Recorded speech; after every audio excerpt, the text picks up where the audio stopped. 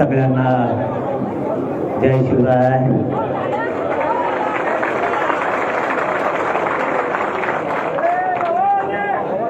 सगळ्यात अगोदर या बलाढ्य असे ताकदवर असणाऱ्या मराठा समाजाला मी मराठा समाजाच्या खरंच चरणी मराठा समाजाच्या नतमस्तक पहिल्यांदा होतो. कारण आपली आज बैठक नव्हतीच. आपण आज प्रेस घेणार होतो आणि आंदोलनाची तारीख ठरवणार आहे. पण मानावं लागेल या समाजाला. 9 वाजताच आंदोलनाची पूर्वी केली आहे. म्हणलं प्रेस घेऊ आणि आंदोलन सांगू आणि मग आपण त्या आंदोलनाच्या दिवशी मराठा समाज सगळा येईल. पण आपले पोट ते दम खात्यात पुढं ते म्हणले नाही आम्ही येणारच आहेत. म्हणले ऊन आणखीन काय करत आहे बैठकात झालं बैठकीचं. ही विश्वास तुमचा माझ्यावर माझा तुमच्यावर येऊन विश्वास आहे. मला खरंच आज प्रामाणिकपणाचं फळ मिळालं. तुम्ही इतक्या ताकदीनं न बोलून तुम्ही जमल्यामुळं आज सार्थक झालं. मामन भरून आलाय खरंच ना. इतकं तुम्ही मला 2.5-3 वर्षात बघितलं मी असा कधी नव्हतो. इतका आनंद झाला मला आज. माझा एवढं छाती भरून आली की मला राहू द्या पोरं उभा राहू द्या. त्यांना आवाज ऐकायला ते दाखवायला मग ते खाली बसल्यावर त्यांना ते कॅमेरा लावता येत नाही. खाली बसा म्हणू नका त्यांना कोणी. राहू दे उभा. आज एवढं मन भरून आलं की समाज धावून आला आणि न बोलवलं. आणि म्हणूनच आपल्याला भीती येत. मराठ्यांचा जे दरदरा राज्यावरती ना एवढ्याच मुळे की आपण एक जीवन सगळे ताकदीने एकत्र येतो. पुन्हा एकदा या राज्यातल्या सगळ्या मराठा समाजाच्या चरणी नतमस्तक होतो. आपण आता विषयाकडे हात घालू. आपण मराठा समाज 2.5-3 वर्षापासून लढतो. समाजाच्या पदरात पडलं तर हो पडलं. कधीच 70-75 वर्षात न मिळणार या समाजाला मिळालं. पण राहिलेलं सुद्धा सोडायचं नाही. अजिबात सोडायचं नाही. आता जून महिन्यात ॲडमिशन आहे. जून महिन्यात ॲडमिशन असल्यामुळं आता पोराचे ॲडमिशन होते. हे उत्तम तालीत येत गलेट्याला तालीत येत. 58 लाख नोंदी निघाल्यात. ते प्रमाणपत्र द्यायला टाळायला लागलेत. पोरं आपल्या नोकऱ्याला लागलेत. ते टाळायला लागलेत. चढायला लागलेत. समाजाचं यश आणि समाजाचे लेकरं साहेब बनायला लागलेत. अधिकारी बनायला लागलेत. उच्च शिक्षण घ्यायला लागलेत. म्हणून सरकार जळायला लागलं. सरकारच दुसरं कोणी नाही. सरकार जळायला लागले म्हणून यांना मराठा समाजाला मोठंच होऊ द्यायचं नाही कसल्याच परिस्थितीत. अशी यांची भूमिका आहे. पण मराठ्यांनी एकदा मैदानात पाय लावला की मराठा हटत नाही. एक मन आहे बघा. सत्य पुढं शान पण चलत नाही. ही एक मन आहे. ती मन या 70 वर्षात 75 वर्षात कोणी मोडली असेल तर ते फक्त मराठ्यांनी. मराठ्यांपुढं शान पण चलत नाही. म्हणून आपण प्रत्येक वेळेस सांगतो आमच्या समाजाची फसवणूक करू नका. पण ते उठलं सुटलं. मला एक गोष्ट नाही कळाली भाऊ. एवढा द्वेष आपल्या समाजाचा यांना हाय करून.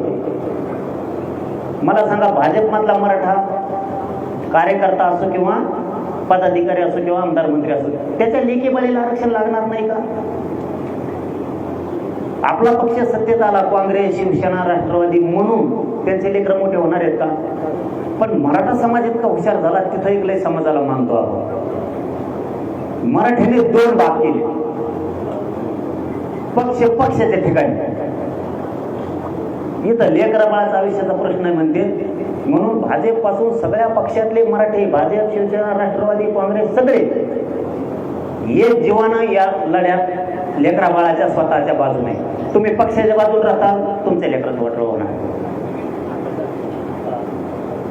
तुम्ही नेत्याला मान देताल, नेता मोठा होणारे तुमचं नेतृत्व संपला म्हणून समजायचं. तुम्ही पक्ष वाढवता तर जात वाढणार नाही, तुमचं पोरग पोरगी वाढणार नाही. म्हणून आपला मराठा समाज बदलला ना, याच्यात आपल्यात लय मोठा आनंद आहे. मराठा समाज इतका बदलला की मराठा समाज पक्षाला विचारत नाही, त्या दिवशीच काम करतो, करायचं असलं तरी पक्षाचं तेवढे दिवसापूर्वी. दुसऱ्या दिवशी स्वतःच्या समाजाच्या लेकराच्या बाजूने सगळे टाकते नाही. 4-2 मंत्री बोलते ती भाग वेगळा आहे, कारण त्यांना काहीतरी मिळवायचं आहे म्हणून ते बोलते. मी हे का सांगतोय तुम्हाला, आपल्याला समाजाच्या बाजूने हुशार होणं गरजेचं. समाज हे आपल्यासाठी देव असला पाहिजे. मी बघा, तुम्ही उगाच येत नाही, सगळ्याला आवाज येतोय ना, तुम्ही उगाच येत नाही तिकडं. मी तुमचा विश्वास कमी नाही, प्रामाणिक राहू. तुम्ही उगाच नाही येत, कोण कोणासाठी नाही येत भाऊ. इथं आपल्याला एक तर रुपया नाही आपल्याकडे, एकटी पंचायत या पैसे ओले बदगे आपल्याला येत नाही.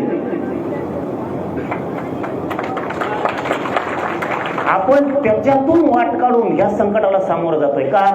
आपली पिढी गेली रे, जाऊ द्या, पुढच्या पिढी तरी सुखी समाधानी करू आपण. आणि तेवढा प्रामाणिक इमानदार मी तुमच्याशी वागलो म्हणून अंतराळी तू भरायला जागा नाही. मी वारंवार हे विषय का घेतोय, आज बैठक नव्हती म्हणून घेतो, नसतात दरवेळेस इतके लोक येतातच अंतराळी. पण याच वेळेस का ती बैठकच नव्हती, आपली पत्रकार परिषद होती, तरी जर एवढे बांधव यायला लागले म्हणल्यावर अरे यांच्या चरणी झुकावंच लागणार आहे. आणि हे प्रामाणिकपणाचं मला फळ मिळालंय. माझं फक्त एवढंच म्हणणं मांडायचं तुमच्या पुढं, वारंवार लढावं लागतं हे कुणी विसरू नका. तुम्ही जर शेती घेतली, आपले भाऊ सगळे बाहेर उन्हात तळत येत तरी उभा राहिले, उन्हात रुमाला घेऊन येत डोक्यावर. या वेदनेची मी काळजी घेतो बरं का. तुम्ही उन्हात तळता, तुम्ही पावसात झोडपता, मुंबईत झोडपला पण हटला नाही, त्याला मराठा म्हणते. उलट त्यांचेच गाड्या घेऊन पळाला तुम्ही. काय मोकळं बेकार पोटे द्या तुम्ही, काय मुंबईत पळत होते. मला पहिले ते कळलं, ते पोलिसाचं बॅरिकेड त्याला चाक असते म्हणून ते पळत होते. अरे बेजार जाते ना. मुंबईत जिवंत केली तुम्ही, जिवंत विचारानं जिवंत केली. आता मुंबईतले लोक काय म्हणतात माहितीये का, परत येणार आहेत का आपण लोक राय तिकडं, ते म्हणतात एकदा या हो पुन्हा. अरे तू इथे जे आम्हाला इतक्याला म्हणून यावं लागतंय ना. म्हणजे लोकांना लोक कदरत असते तर त्यांना आस लागली, आस. तुम्ही मराठ्यांनी मुंबई जिवंत केली विचारानं पुन्हा. नसता त्यांचं 2-3च कामं होती, ड्युटी आणि घर. झोपलाच लगेच, उठ लागे निघाला ड्युटीला. हे आपण नवीन एक वातावरण तयार केलं, आपण एक नवीन शांततेची दिशा दिली. आता पण शांततेतच होणार आहे, पण आंदोलन भाऊ असं होणार आहे आता, असं करायचं. पुन्हा मात्र फडणवीस साहेबाला आताच बंद कसं काय झाले. फडणवीस साहेब तुम्ही जरी मंत्री असलात तरी मराठ्यांनीच केलेले ते ध्यानात ठेवा. तुम्हाला वाटत तुम्ही हुशार आहेत, पण गोर गरीब शेतकरी मराठा सुद्धा लय हुशार आहे, तुम्ही विसरू नका. तुम्ही आमचे प्रमाणपत्र तुम्ही रोखले, त्याचं कारण सांगतो मी. आज मी तुमच्या पुढे सगळं बोलणार आहे.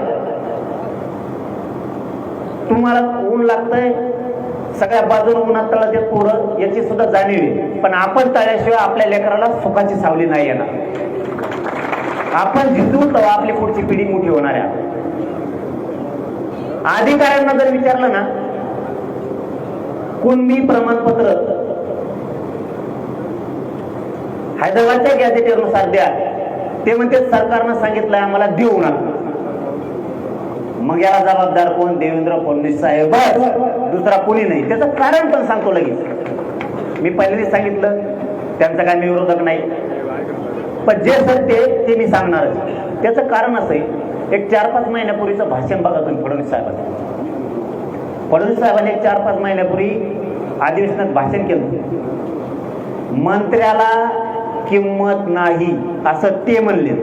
मुख्यमंत्री सर्वसार्वा. मग आमचे प्रमाणपत्र सुद्धा तुम्हीच रोखले. आता बोध का नव्हते.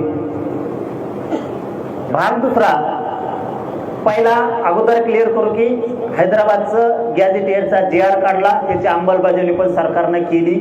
त्याचं कारण असं की सरकारनं एक जाहीर स्टेटमेंट केलंय, 308 कुणबी प्रमाणपत्र गॅझेटियर प्रमाणे निघाले.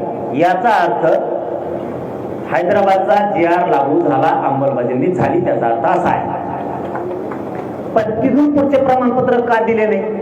तुम्ही जी स्थानिक चौकशीचा अहवाल तयार केला त्यानुसारच कुणबी प्रमाणपत्र आम्हाला पाहिजे, त्यानुसारच तुम्ही प्रमाणपत्र द्या. फडणवीस साहेब या गोरगरिबांच्या मन जिंका, कवा मजा तुम्हीच करा. काय करायचं आम्हाला राजकारणाचं, सत्तेचं फट्ट्याचं? मला नाही हवं तिचे, माझ्या समाजाला पण नाही, पण आमच्या लेकरं नाही मरू देऊ शकत आम्ही. तुम्हीच नाही, तुमच्या 50 पिढ्या बी आल्या तरी मी मराठ्याला फडणवीस साहेब धक्का बी लागू देणार नाही. तुम्ही कितीही ताकद लावा, मराठ्यांचं वाटवं नाही होऊ देत. दुसरं काय सांगितलं त्यांनी मुंबईत आपल्याला, शेव झाला एक बार. हैदराबादच्या JR प्रमाणे मराठवाड्यातले मराठे हे सगळे कुणबी आहेत. मराठवाड्यातल्या मराठ्यांना आता इथून पुढच्या काळात प्रमाणपत्र वाचून फडणवीस साहेबांनी रोखू नये. सगळ्यांना कुणबी प्रमाणपत्र देऊन सगळ्यांच्या व्हॅलिट्या द्यायच्या. आंदोलनाच्या तारखेच्या आत नसतं आंदोलन भयानक होणार आहे.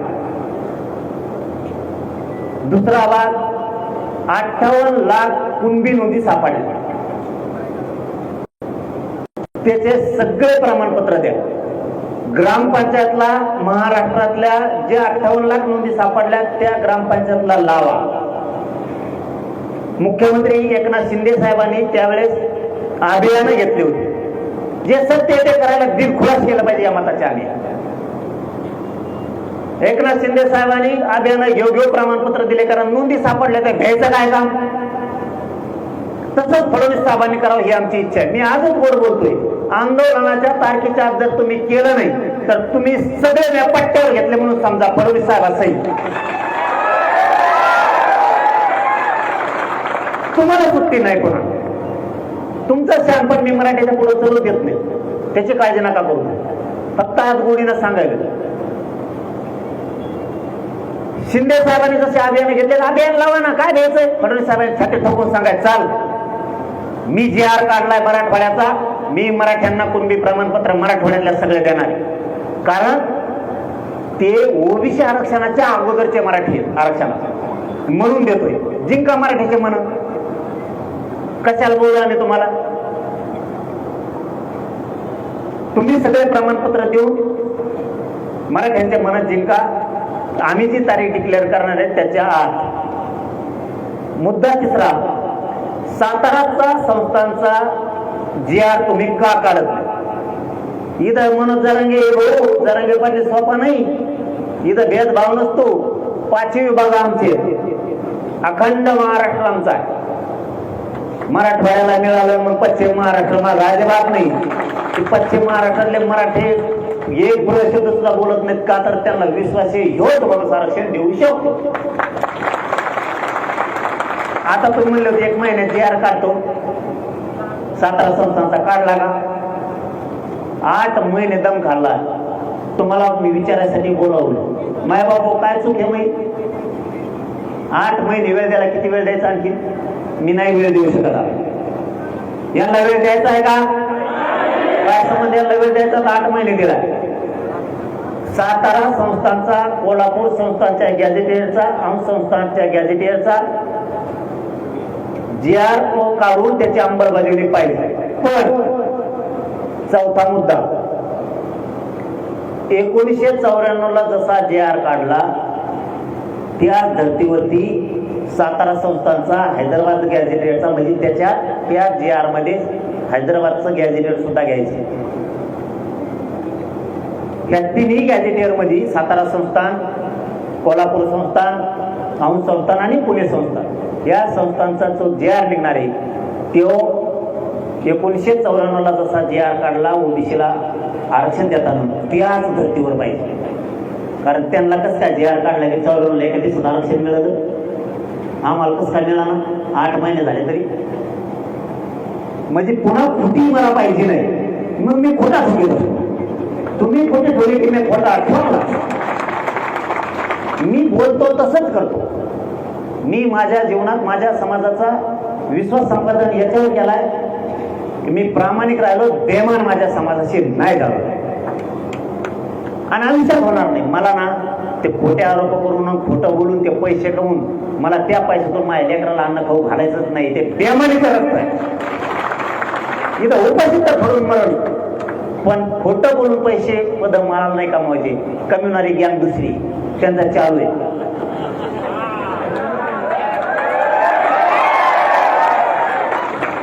मी शांत राह म्हणतो, यांच्यातलं खतखली. मी शांत राह म्हणतो, एका दिवसात भोगा करते. एका दिवसात हे मराठ्याच्या पोरं एवढं बेकार खनखन मायापासून डोकं खराब करून टाकलं यांनी. मग आमका जेव्हा बोलला तमका तेव्हा बोलला, बोलून दे म्हणलं. त्याला नुसतं बोलायचंय. मला समस्या सोडायच्या 6 करोड लोकांची. मला रोज काम आहे.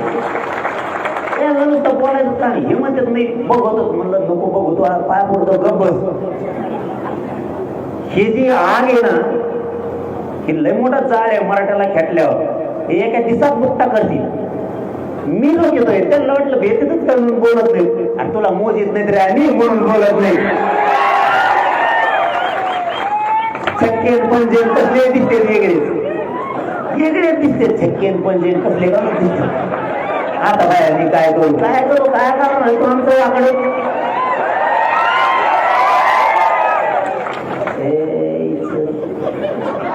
नाही तर काय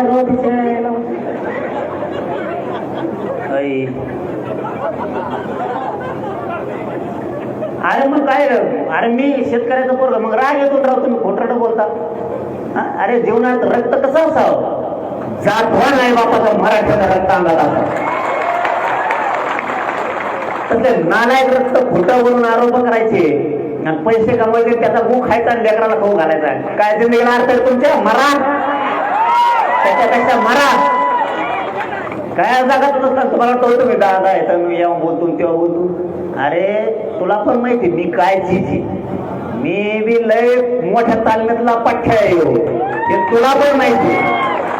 फक्त या पठ्ठ्याच्या खांद्यावर मराठ्यांनी माझ्या गरिबांनी जबाबदारी टाकली म्हणून ऐकून घेतो. कारण मी जर एक वाकडं पाऊल टाकलं तर माझ्या समाजाच्या लेकरा बाळाचं आयुष्य उद्ध्वस्त होईल. या समाजाला प्रश्न सोडायला, वेदना सोडायला माणूस नाहीये. माझ्या खांद्यावर जबाबदारी टाकली म्हणून मी गप आहे. मला ते लेकरं दिसतात काही करताना की नको तू गप बस. माझ्या मनालाच बोलतो मी, तुपली गप माय झालं गप बस गप बस गप बस गप बस. काय करतो मग तू येड्यावरी करशील तर त्या आईला उगाच हे समाजाच्या लेकराला कल्याण होतंय तुझ्यामुळं. मला रोज काम आहे. इकडे केस झाली, हॅलो केस झाली, मी लगेच म्हणतो हा लगेच थांब ना तुला. ती एकदम खात नाही. मग फोन लावा ना, मग पाठवून. अरे लावून तर सुद्धा दम खात नाही. मी लगेच फोन लावता त्याच्यावर कम खोटी केस केली, त्याचा मान कम फोडीला, त्या पोराला कम नाही घेतलं. आता टंकली खणवल्या, ते लगोली खगोली फोडते ती. ते सरकार संघ बैठक लावली, त्यांना ते मृत घोषित केलं. म्हणलं करू नका मृत घोषित. त्यांना सांगितलंय मला रोज काम आहे त्या लेकरा बाळांचं कल्याण करायचं. ईडब्ल्यूचे पोरं मुंबईत बसवले, बावनकुळे साहेबाला सांगून ती बैठक घ्यायला तो मार्गी काढायला लावला प्रश्न. मला वाटतं काढला त्यांनी तो. काम केलं म्हणलं केलंच म्हणलं पाहिजे या मताचे आम्ही. उदय सामंत साहेबांना सांगितलं तुम्ही ती JR काढा, मला बलिदान गेलेलं कुटुंब MIDCत लावायची, तिकडे एसटीत लावली. ती एसटी गरम, डोंगा खाली गरम हवा येते खाली. म्हणजे आमचे लेकरं मेलेत आमच्या समाजासाठी. त्यांचे कुटुंब पडले तर त्याला तिने एसटी गिअर लांबून टाकायला लागतो इकून असं. ती गिअर सुद्धा हातात येत नाही ते एसटी, आणि त्याला एसटीत टाकेले. ती शिकलंय मरणाचं आणि त्याला एसटीत राहिलं. शिक्षणाप्रमाणे द्या, माझ्या लेकराचं कल्याण हो द्या ना. या भूमिकेत मी म्हणून मी हे नादी लागत नाही. मला रोज काम आहे, रोज काम आहे. विद्युत सहाय्यक मध्ये पोर त्यांच्या काय सोडायच्या उठला शब्द कमी आहेत का? भारतात कोणत्याच पुस्तकात लिहिलेले नाहीत असे शब्द आहेत मग आपल्याला.